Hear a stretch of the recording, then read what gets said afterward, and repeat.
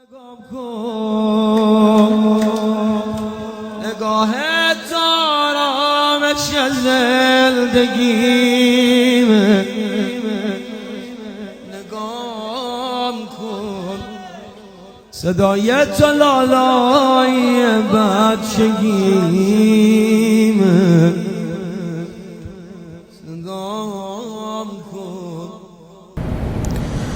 پدر کی شان کو یوں عام کر گئے عباس پدر کی شان کو یوں عام کر گئے عباس علی علی نظر آئے جدھر گئے عباس علی علی نظر آئے جدھر گئے عباس اور یہ معجزہ ہے کہ اپنے بریدہ ہاتھوں سے یہ معجزہ ہے کہ اپنے بریدہ ہاتھوں سے یہ معجزہ ہے کہ اپنے بریدہ ہاتھوں سے وفا کے قصر کی تعمیر کر گئے عباس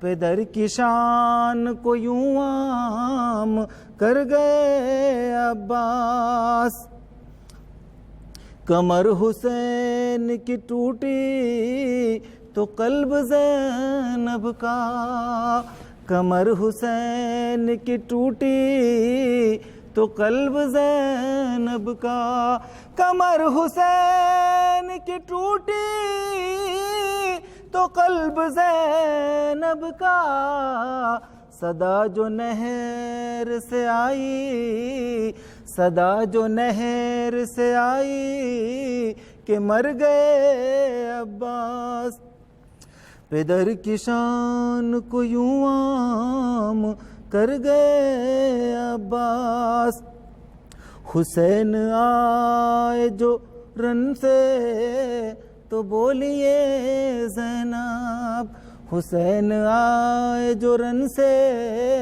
تو بولیے زینب حسین آئے جو رن سے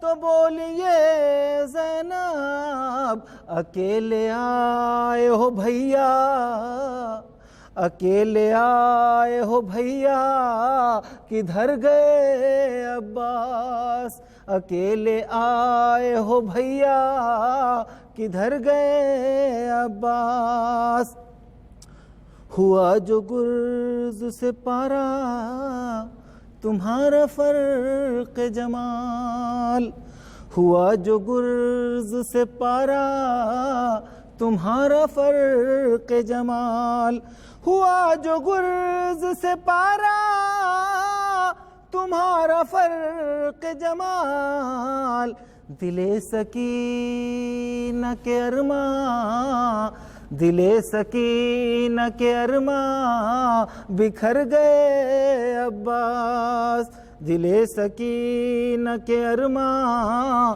بکھر گئے عباس پدر کی شان کو یوں عام کر گئے عباس یہ کہہ کے روتے تھے دریا پہ سید ابرار یہ کہہ کے روتے تھے دریا پہ سید ابرار میں کیسے زندہ رہوں گا میں کیسے زندہ رہوں گا کہ مر گئے عباس پدر کی شان کو یوں عام کر گئے عباس علی علی نظر آئے جدھر گئے عباس پدر کی شان کو یوں عام کر گئے عباس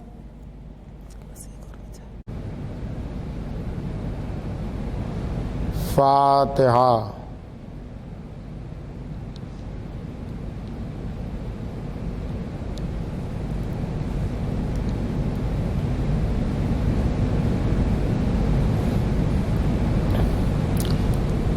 أعوذ بالله من الشيطان الرجيم بسم الله الرحمن الرحيم الحمد لله على ما أنعم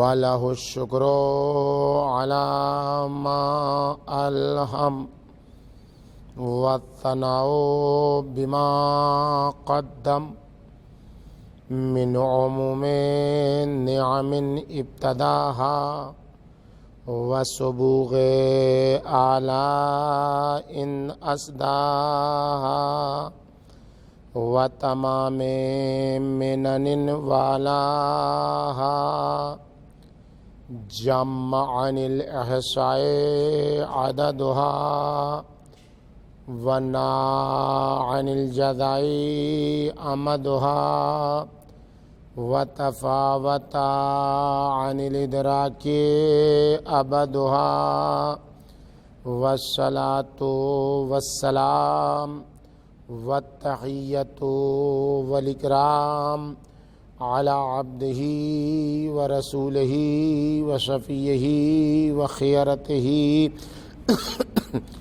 وأمينه على الوحي الذي انتجبه قبل أن أرسله وسماه قبل أن اجتبله واصطفاه قبل أن ابتعثه سيدنا ونبينا وشفيع ذنوبنا وطبيب نفوسنا وحبيب قلوبنا مولانا بالقاسم محمد اللهم صل على محمد وآل محمد وأهل بيته الأطيبين الأنجبين الأطهرين المعصومين المظلومين لا سيما على بقية الله في الأرضين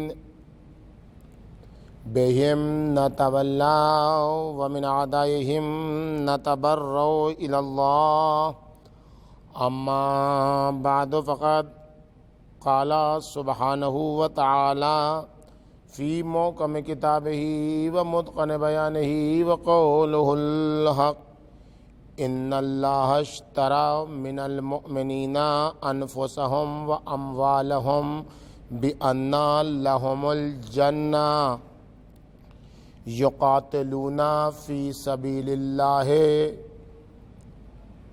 فيقتلون ويقتلون وعدا عليه حقا في التوراة والإنجيل والقرآن ومن أوفى بعهده من الله فاستبشروا ببيعكم الذي بايعتم به وذلك هو الفوز العظيم.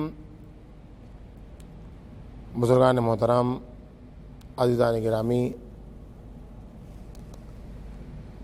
عزاداران سرکار شہادت وفا و بصیرت حضرت ابو الفضل العباس علیہ آلاف التحیت والثناء، آج محرم کی 8ویں تاریخ بھی گزر گئی. یہ کون سی ذات ہے کہ جس کی شہادت امام حسین علیہ السلام کے لیے سنگین ترین شہادت تھی. اپنے فرزند کی شہادت پر بھی امام حسین علیہ السلام نے وہ مرثیہ نہیں پڑھا جو اس باوفا علمدار کی شہادت پر مرثیہ پڑھا.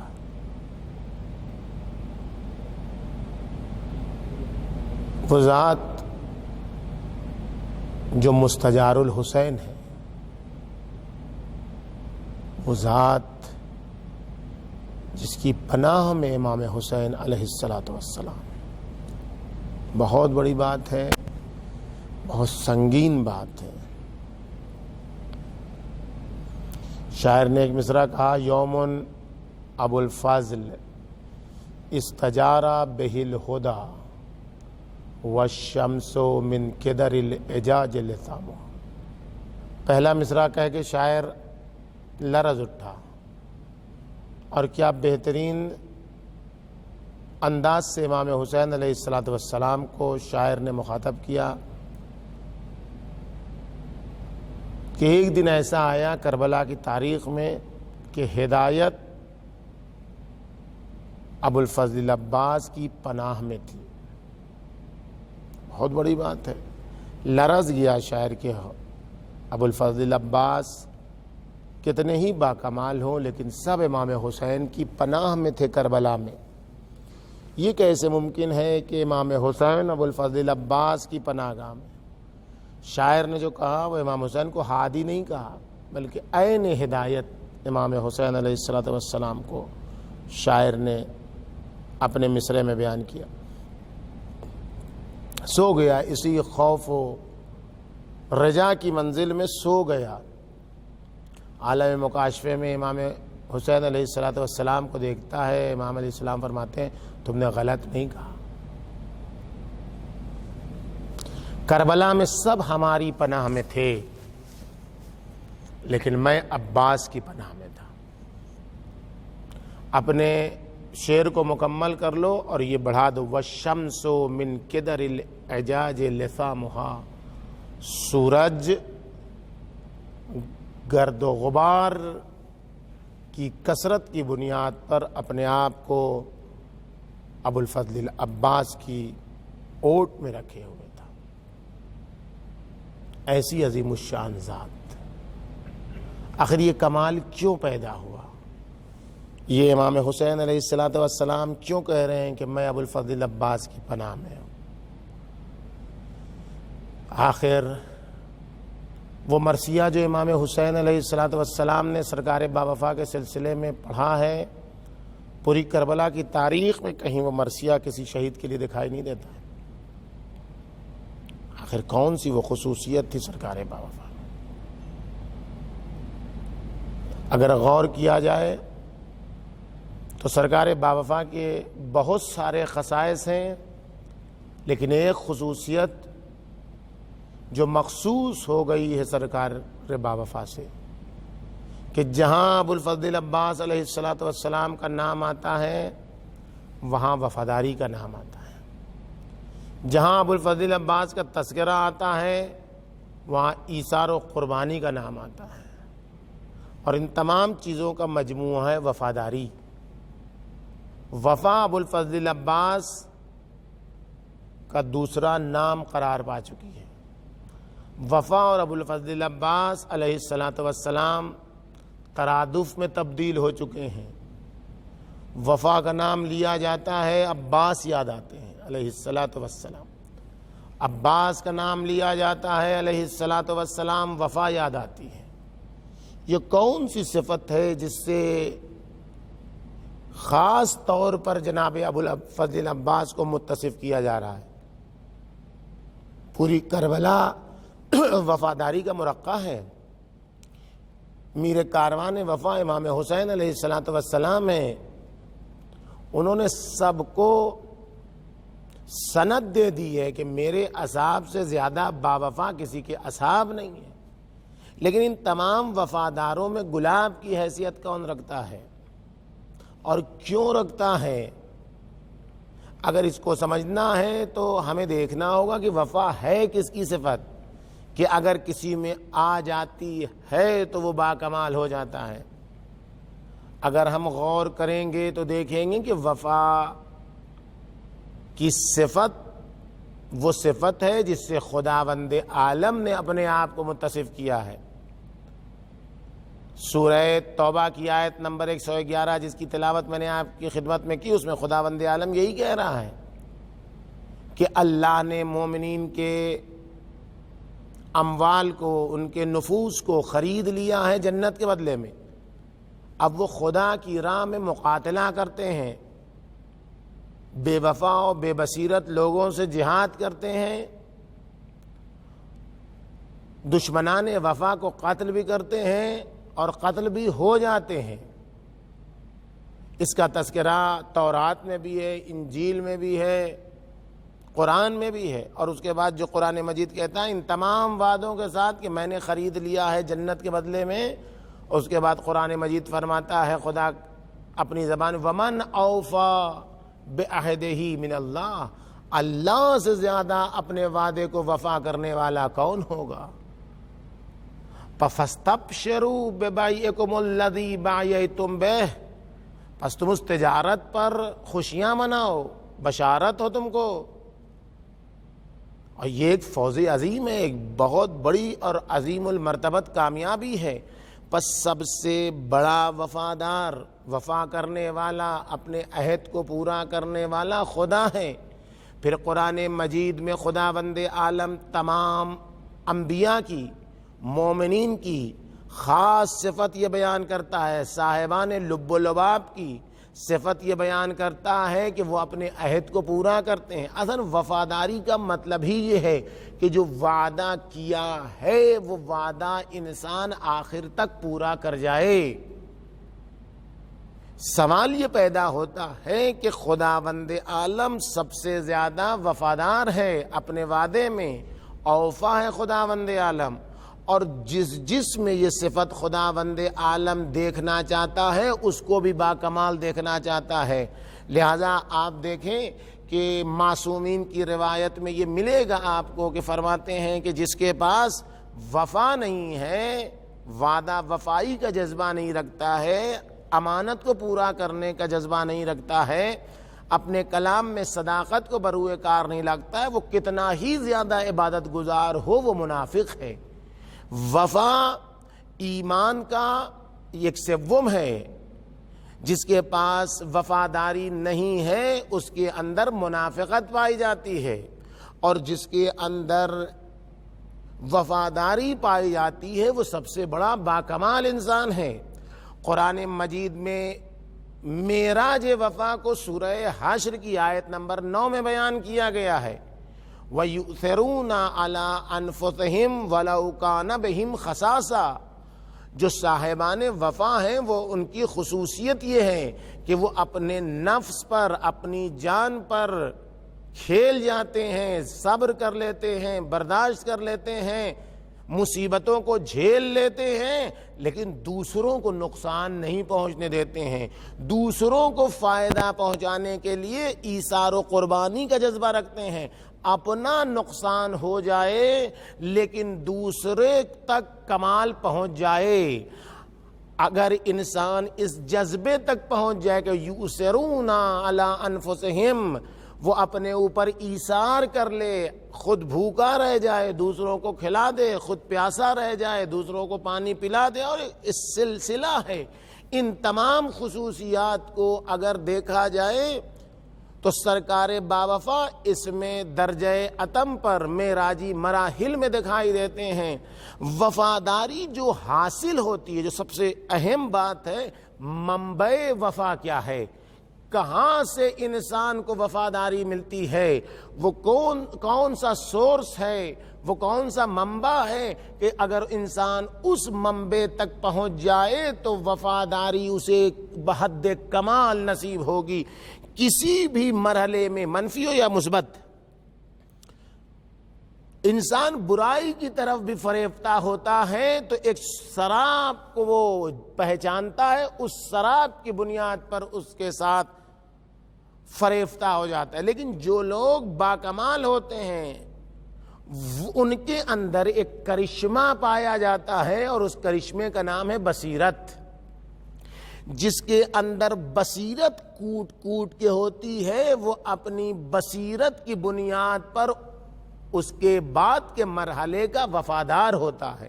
جو سب سے اہم چیز ہے منبع بصیرت، خداوند عالم اپنے آپ کو اوفا کہہ رہا ہے، اوفا بعہدہ ہی، اللہ سے زیادہ عہد کا وفا کرنے والا، عہد کا پورا کرنے والا کون ہوگا؟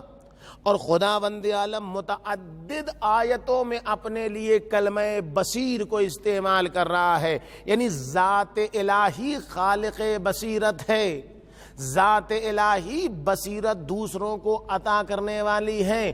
تو جہاں بصیرت پائی جائے گی، جہاں انسان ڈوب جائے گا معرفت الہی میں، جہاں انسان ڈوب جائے گا معرفت امامت میں، تو خود بخود اس کے یہاں امامت کے حوالے سے، توحید کے حوالے سے اتنا بڑا معراجی مرحلہ پیدا ہوگا کہ وہ وفا اور وہ اس طریقے سے مترادف ہو جائیں گے کہ اس کا نام لیا جائے گا تو وہ یاد آئے گا، اس کا نام لیا جائے گا تو وہ یہ یاد آئے گا۔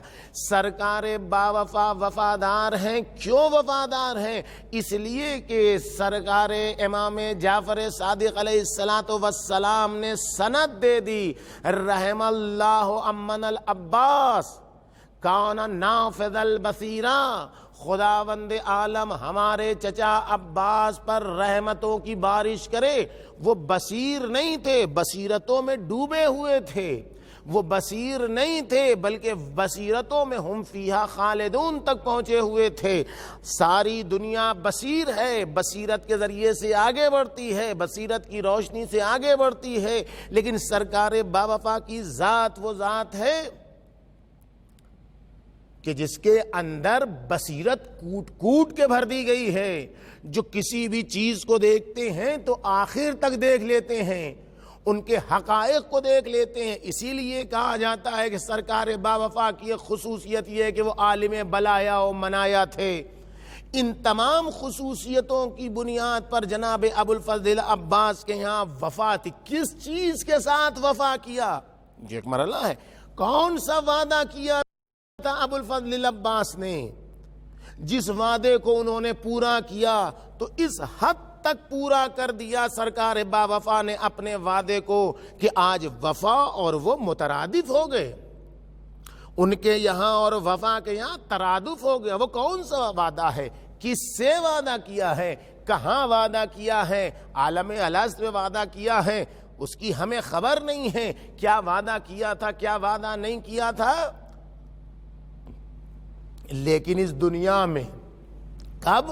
آپ دیکھیں، امام بصیرت امیر المومنین علیہ السلام، کائنات کا دستور یہ ہے جب باپ دنیا سے جانے لگتا ہے تو بڑے بیٹے کے ہاتھ میں چھوٹے بیٹے کا ہاتھ رکھتا ہے کہ بچوں کو سنبھال کے رہنا، تم گھر کے سرپرست ہو، تم گھر کے محافظ ہو۔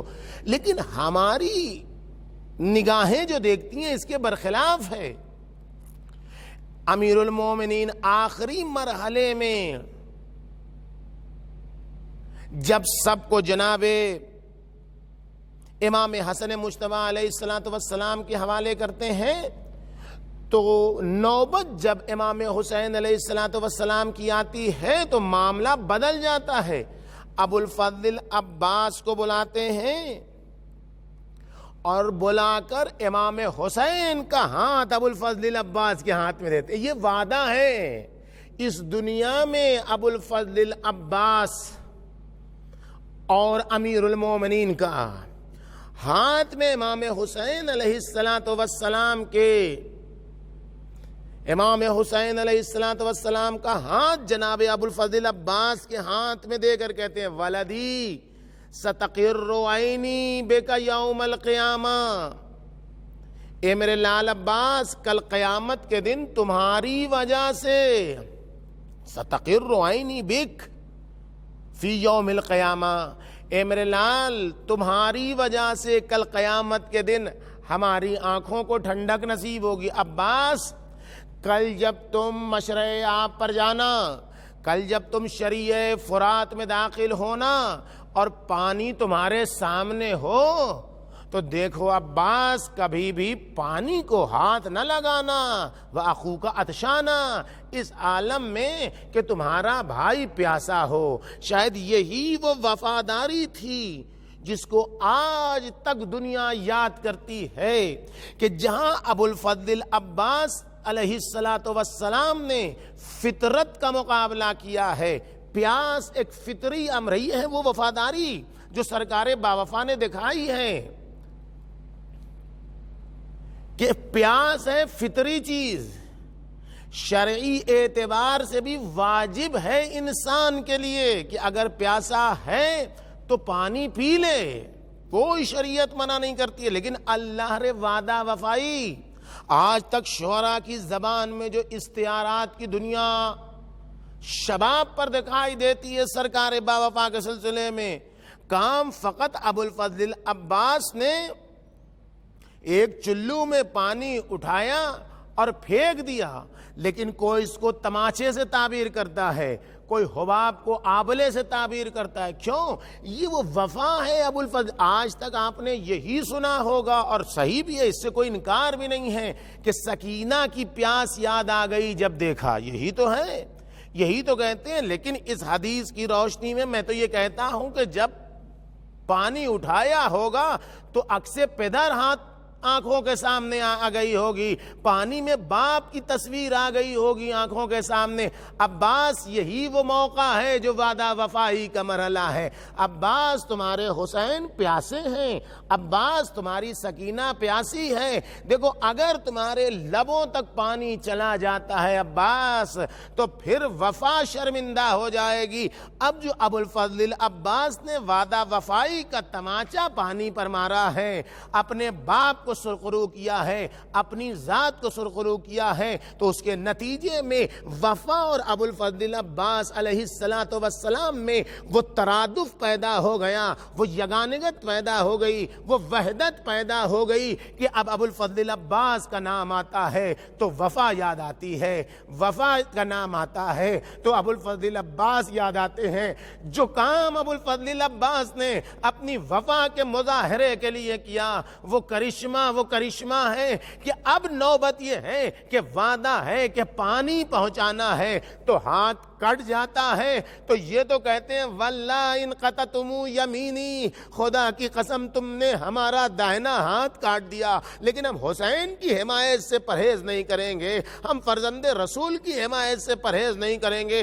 بایاں ہاتھ کٹ گیا، اس پر بھی ابو الفضل عباس علیہ السلام کو کوئی احساس نہیں. کہتے لوگوں نے میرے اللہ میرا بایاں ہاتھ، باغیوں نے، سرکشوں نے میرا بایاں ہاتھ قلم کر دیا ہے، لیکن مجھے احساس نہیں ہے. اے اللہ تو انہیں جہنم کی آگ سے سرشار کر دے، اے میرے اللہ تو انہیں جہنم کی آگ میں جھونک دے. نہیں، میرا فقط ایک سوال ہے اور مجلس تمام ہے.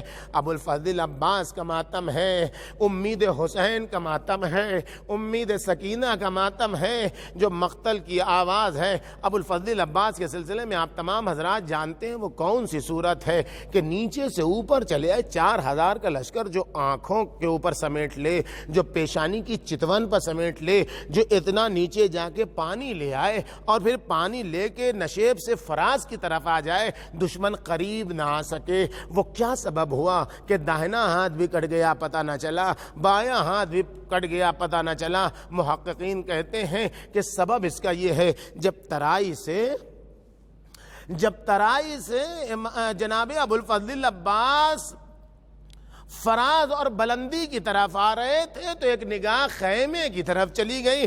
دیکھا ننھی بچی سکینہ خالی کوزے لیے ہوئے بچوں کو مخاطب کر کے کہہ رہی ہے میرے بچوں، میرے دوستوں، میرے بھائیوں، جو بھی بچے ان کو مخاطب کہہ رہی ہیں کہ نہ گھبراؤ، میرا چچا پانی لینے گیا ہے، میرا چچا وعدہ وفا ہے، میرا چچا پانی لے کے آئے گا. بھئی اتنا دیکھنا تھا سکینہ کی بے چینی، بچوں کی بے کسی کہ ابو الفضل عباس اپنے آپ میں نہیں رہے. اب مقصد یہ ہے کہ پانی پہنچ جائے. ہاتھ کٹ گیا پتہ نہ چلا، لیکن جب پانی گر گیا تب پتہ چلتا ہے. اور ابو الفضل عباس اپنے گھوڑے کو واپس کر دیتے ہیں، اب خیمے کا رخ نہیں کرتے، اب پھر اسی فرات کی طرف جاتے ہیں۔ بھئی یہ وہ مرحلہ ہے، آنکھوں میں تیر لگا، ساری باتیں آپ کو معلوم ہیں۔ جو مرثیہ پڑھا امام حسین علیہ السلام نے، مرثیہ پڑھا بھی ہے، مرثیہ دکھایا بھی ہے۔ دو جگہ امام حسین علیہ السلام نے ابو الفضل العباس کی مصیبت پر مرثیہ پڑھا بھی ہے، مرثیہ دکھایا بھی ہے۔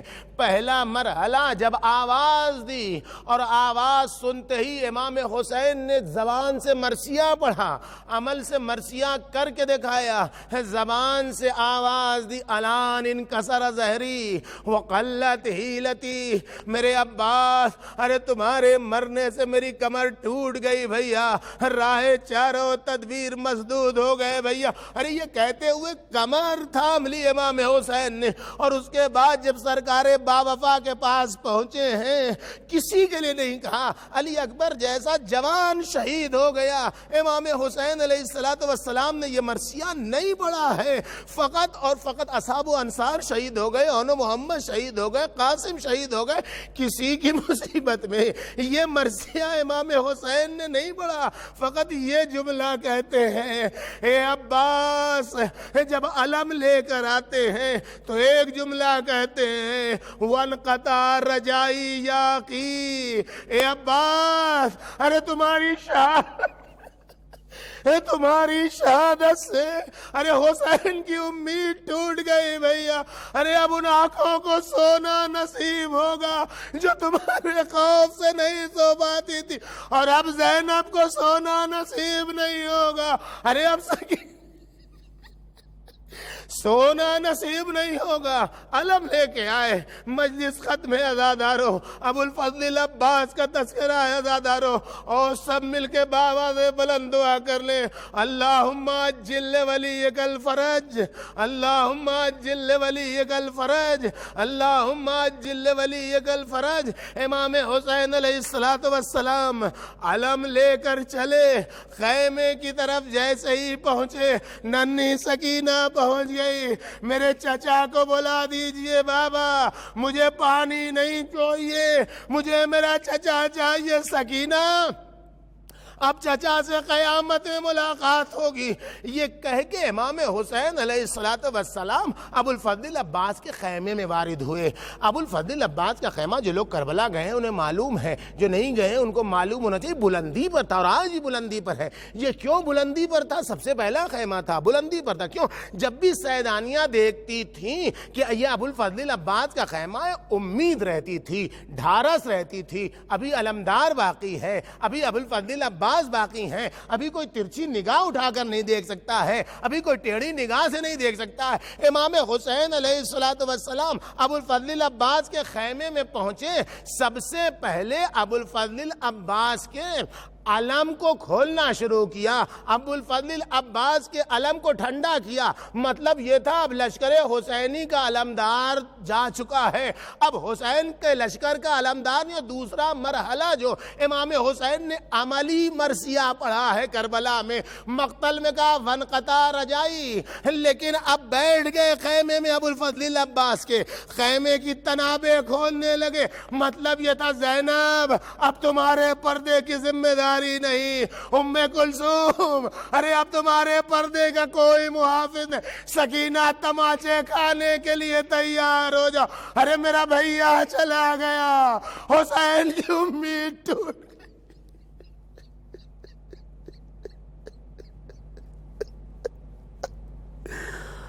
گئی۔